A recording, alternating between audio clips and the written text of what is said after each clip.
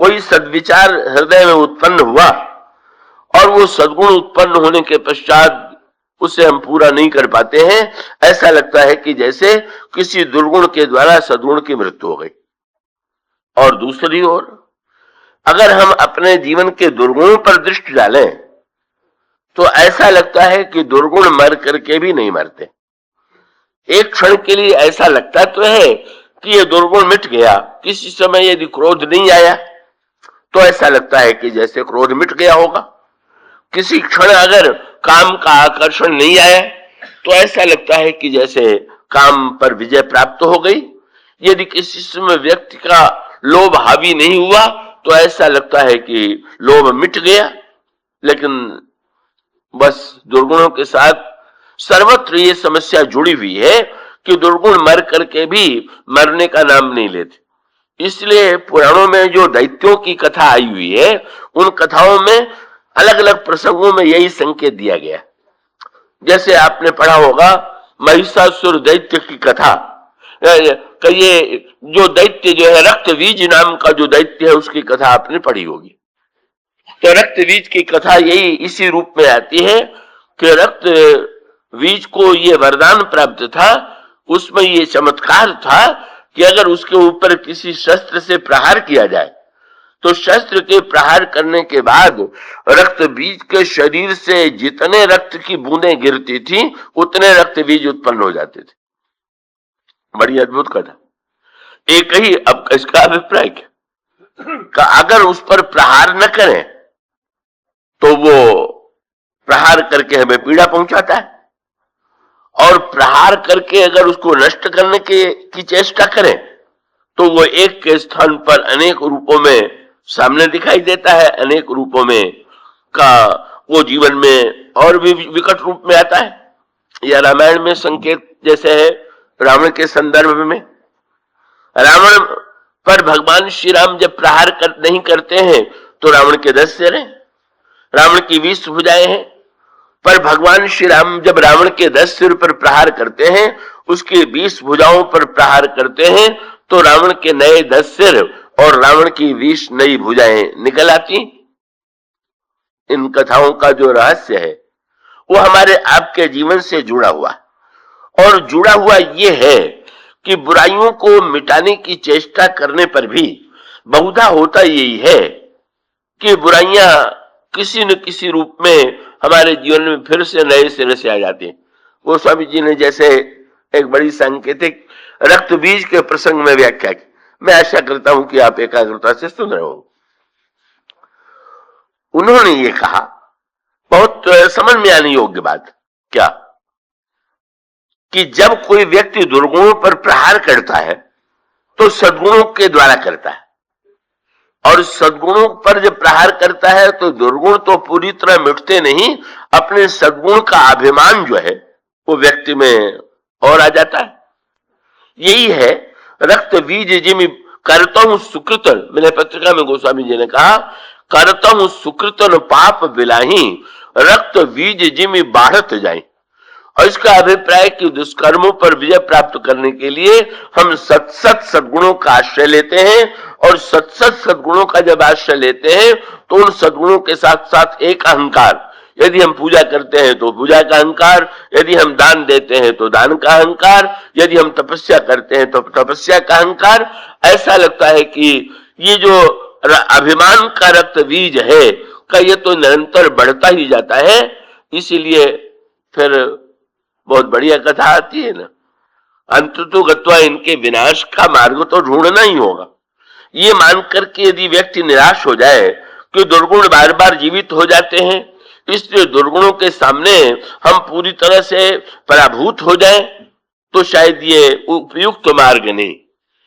फिर वो संकेत का मैंने पत्रिका में गोस्वामी जी ने भगवान श्री राम से कहा कि तब फिर देवी से प्रार्थना की गई कि देवी रक्त बीज को मारने पर तो उसके हजार हजार रूप उत्पन्न हो जाते हैं, आप ही किसी प्रकार से इस रक्त बीज का विनाश कीजिए। और तब देवी ने बड़ा अनोखे प्रकार का युद्ध किया। क्या, जब वो रक्त बीज पर प्रहार करती थी तो रक्त बीज के कंठ से जो रक्त निकलता था उसको भूमि पर नहीं गिरने देती थी, अपितु उसको स्वयं जो है वे पी करके का नए रक्त बीजों की सृष्टि जो है नहीं होने देती। परिणाम ये होता है कि जब भूमि पर रक्त नहीं गिरता तो नए रक्त बीजों का जन्म नहीं होता है और अंत में देवी खड्ग के प्रहार से रक्त बीज को मिटा देती। गोस्वामी जी ने इसकी बड़ी सुंदर व्याख्या की। हम लोगों को भी आवश्यकता है कि इस दुर्गुण के रक्त बीज पर विजय पाने के लिए, अभिमान के रक्त बीज पर विजय प्राप्त करने के लिए एकमात्र उपाय यह है कि हम कालिका देवी का आश्रय लें। और ये कालिका देवी कौन है? तो तुलसीदास जी कहते हैं, करतहु सुकृत न पाप बिलाही, रक्त जीवीज जिम बाढ़त जाही, हरत सकल है अघ करालिका, तुलसीदास प्रभु कृपा कालिका। ये भगवान की कृपा जो है वही कालिका देवी।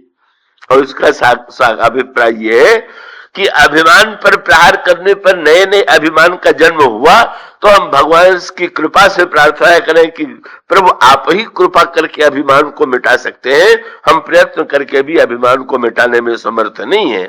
और रक्त को नीचे न गिर देने का अभिप्राय है अभिमान अधोगामी नहीं हुआ, अभिमान को स्वयं भगवान ने ही पी लिया, भगवान की कृपा ने पी लिया। और भगवान की कृपा में ही यह शक्ति है कि वो अभिमान की वृत्ति को पचा सके और इस प्रकार से रक्त बीज का संहार होता है। या रामचरितमानस में कथा आती है, रावण के ऊपर प्रहार करने पर रावण के 10 सिर और 20 भुजाएं बार बार निकल आती। और बल्कि गोस्वामी जी ने तो यह कहा कि लंका का सारा रण क्षेत्र जो था वो रावण के सिर और रावण की भुजाओं से पट गया। इतनी बड़ी संख्या में रावण का सिर और रावण की भुजाएं सारे रण क्षेत्र में फैली हुई। फिर वह संकेत आता है, भगवान श्री राम ने विभीषण की ओर देखा और विभीषण की ओर देख करके पूछा, विभीषण रावण की मृत्यु कैसे होगी? और तब विभीषण जी ने बहुत बढ़िया बात कही। क्या सांकेतिक भाषा? क्या ये जो समुद्र मंथन में दैत्यों को सुरा मिली, अमृत नहीं पाने दिया भगवान ने, इसका अभिप्राय रावण के चरित्र में बड़ी सांकेतिक भाषा में। और वो ये है कि अमृत चाहे जिस रूप में आप ले लें, जैसे मान लीजिए ज्ञान कोई अमृत के रूप में मान लें, तो ज्ञान का अमृत जो है भले व्यक्ति को मिलेगा तो कल्याणकारी होगा, पर ज्ञान का अमृत कहीं पर बुरे व्यक्तियों के पास हो गया। अब संदर्भ में भी विचार करके देखिए, जैसे विज्ञान के इतने प्रयोग हैं, पर वैज्ञानिक में अगर लोक कल्याण की वृत्ति है तो उसका ज्ञान जो है उसके आविष्कार के द्वारा संसार की सेवा करेगा। पर अगर उसमें आसुरी वृत्ति आ जाए तो भीषण अस्त्रों का निर्माण करके, जैसा कि आज के युग में हुआ, भाई जिन्होंने इतने भीषण अस्त्रों का निर्माण किया है उनमें भौतिक विज्ञान की तो पराकाष्ठा ही है। उतनी बड़ी क्षमता साधारण व्यक्ति में नहीं, पर उनके ज्ञान के द्वारा जिन वस्तुओं का निर्माण हुआ है वो वस्तुएं इतनी भयावनी हो गई कि वो सारे संसार को मिटाने की स्थिति में आ गई और व्यक्ति उन प्रकार के आविष्कारों के आतंक के मारे भयभीत। तो इसका अभिप्राय ये हुआ कि अमृत जो है जब बुरे व्यक्ति को प्राप्त हो जाता है, यही रावण के साथ जुड़ा हुआ। जब भगवान श्री राम ने विभीषण से पूछा तो विभीषण ने कहा, महाराज का रावण को तो अमृत, रावण के पास अमृत है और अमृत कहाँ है?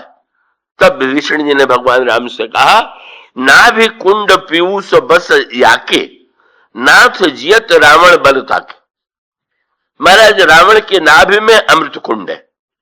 अब इसकी भी सांकेतिक भाषा है, हृदय में अमृत कुंड नहीं है, मस्तिष्क में अमृत कुंड नहीं है, का उसकी नाभि में, जहां से वासनाओं का उदय होता है, जहां से वासनाओं का सृजन होता है। ये जन्म की प्रक्रिया में नाभि का बड़ा महत्व है। नाभि के नाल से ही का, वहीं से बालक के जन्म की प्रक्रिया का श्री गणेश जन्म के पश्चात होता है। विभीषण ने कहा कि प्रभु जब तक रावण के पास जो अमृत कुंड है, इस अमृत कुंड को आप सुखा नहीं देंगे तब तक रावण की मृत्यु नहीं होगी। और तब भगवान श्री राघवेंद्र ने रावण के नाभि से अमृत कुंड के उस बाण के प्रहार के द्वारा अमृत कुंड को सुखा दिया।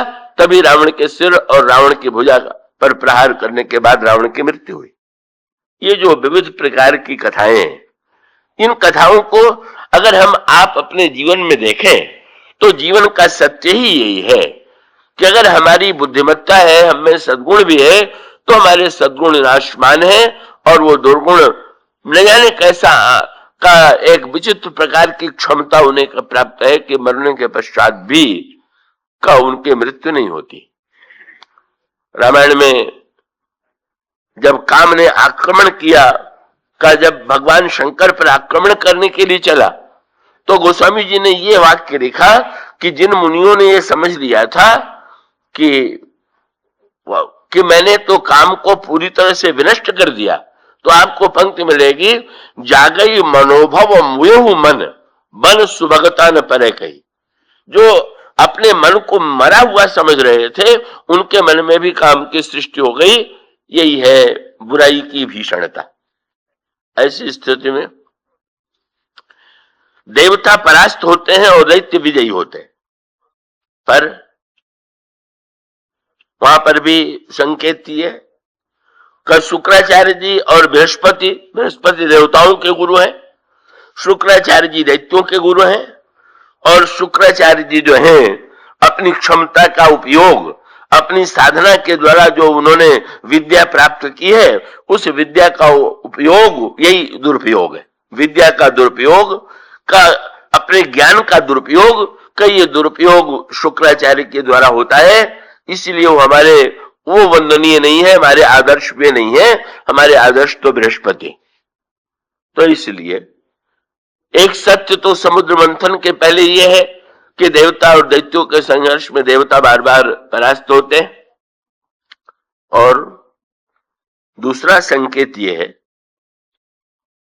कि भगवान से जब पूछा गया तो भगवान देवताओं से कह सकते थे कि समुद्र मंथन करके तुम लोग अमृत निकालो और अमृत पी करके दैत्यों को हराओ, पर भगवान ने आदेश देवताओं को यह दिया कि तुम दैत्यों को भी निमंत्रण दो और देवता और दैत्य दोनों जो हैं कौ मिलकर के समुद्र मंथन करें। ये भगवान का तात्पर्य क्या था? भगवान मानो ये बताना चाहते थे कि देवता और दैत्यों की जो वृत्ति है, अब इसको जीवन में व्यवहार करके देखिए। अच्छा, जो बुरा व्यक्ति है और जो अच्छा व्यक्ति है का भले ही उसमें भिन्नता, पर उनके जीवन में एक तो उद्देश्य बिल्कुल समान होता है। क्या? अच्छे से अच्छा व्यक्ति भी चाहता है कि हमें सुख मिले, और बुरे से बुरा व्यक्ति भी यही चाहता है कि हमें सुख मिले। ऐसा तो नहीं है कि बुरा व्यक्ति और अच्छे व्यक्तियों में मतभेद हो तो अच्छा व्यक्ति यदि सुख की याचना करे तो बुरा व्यक्ति दुख की याचना करे, ऐसा तो नहीं। सुख तो दोनों ही पाना चाहते हैं। तो ऐसी स्थिति में रामायण में भी संकेत सूत्र में जैसे पावे, ये दो शब्द बड़े महत्व के रामायण में दिए गए। एक शब्द है सुख और दूसरा है शांति। अब आप गहराई से विचार करके देखिए तो संसार में का अच्छे से अच्छा व्यक्ति भी सुख चाहता है और बुरे से बुरा व्यक्ति भी सुख चाहता है। अच्छे से अच्छा व्यक्ति भी शांति चाहता है और बुरे से बुरा व्यक्ति भी शांति चाहता है।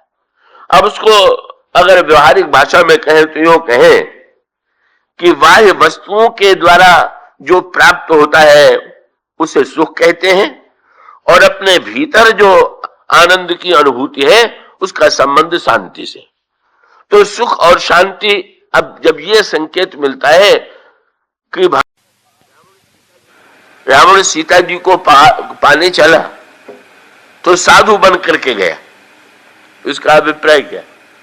साधु बन के नहीं गया, साधु वेश बना लिया। क्यों बना लिया? अगर रावण से कोई पूछे कि तुम साधु वेश बना के सीता जी के पास क्यों गए, तो रावण यही कहेगा कि मैंने सुना है कि साधुओं को शांति मिलती है इसलिए साधु बन करके मैं गया। तो साधु का कपड़ा पहनने से शांति मिलती है कि साधु का आचरण बनने से शांति मिलती? उसका अभिप्राय कि रावण जो है सब नकली उपाय करता है, साधु बनता है। बोले अगर साधु बनने से सीता जी मिलती है तो कम से कम साधु का वेश तो बना ले। तो साधु बनना जितना कठिन है, साधु का कपड़ा बदलना उतना ही सरल है। साधु का वेश कोई बनाना चाहे, किसी रंग के कपड़े को रंगना चाहे तो बड़ी सरलता से 10, 5, 20 रुपए में ही साधु का वेश बना सकता है। और फिर रावण जब श्री सीता जी के पास जाता है तो उसका अभिप्राय कि रावण ने मानो ये सुना था त्यागात शांति निरंतरम, त्याग के द्वारा शांति मिलती है। ऐसा लगता है कि रावण स्वर्ण मृग जो है वो त्याग करके सीता जी को पाने की चेष्टा कर रहा है। पर मानो सांकेतिक अभिप्राय उसका यही है कि यहां लक्ष्य में भिन्नता नहीं। पर जब असुरों को अमृत नहीं मिलता या रावण को सीता जी मिल करके भी नहीं मिलती है तो उसके पीछे जो निहित तात्पर्य है वो ये है कि सच्चे अर्थों में अगर कहीं दैत्यों में तो पहले ही दुर्गुण जो है उनमें अमरता की क्षमता पहले से ही है, कहीं ये नया अमृत प्राप्त हो जाए तो दैत्यों का विनाश कभी होगा ही नहीं। इसलिए देवता और दैत्य मानो अगर सुख को अमृत माने, भाई जो सुंदरता की खोज में है तो सुंदरता के पीछे भी तो लक्ष्य जो है, सुंदरता में भी तो व्यक्ति सुख को ढूंढ रहा है। और किसे ढूंढ रहा है? तो सुंदरता पाना चाहता है तो भी सुख पाना चाहता है। अगर लक्ष्मी को व्यक्ति पाना चाह रहा है तो लक्ष्मी जी में भी व्यक्ति सुख ही को ढूंढ रहा है। संसार में अगर कोई व्यक्ति शक्ति को पाना चाहता है तो शक्ति के माध्यम से भी वो सुख ही पाना चाहता है। तो प्रत्येक व्यक्ति का उद्देश्य जो है, अच्छा चाहे बुरा हो, एक ही। भगवान मानो ये बताना चाहते थे कि भाई एक उद्देश्य होने पर भी अंततोगत्वा अगर दुर्गुणों का विनाश होता है और सद्गुणों की विजय होती है तो प्रक्रिया बड़ी लंबी है। पर लंबी होते हुए भी कैसे होती है इसका संकेत समुद्र मंथन के रूप में दिया गया। अब समुद्र मंथन का जो रूपक है उसमें बड़ी अनोखे संकेत मिले। और वो क्या है? भगवान विष्णु ने कहा कि समुद्र के मंथन के लिए समुद्र में अमृत होते हुए भी आप लोगों को प्रयत्न करना पड़ेगा।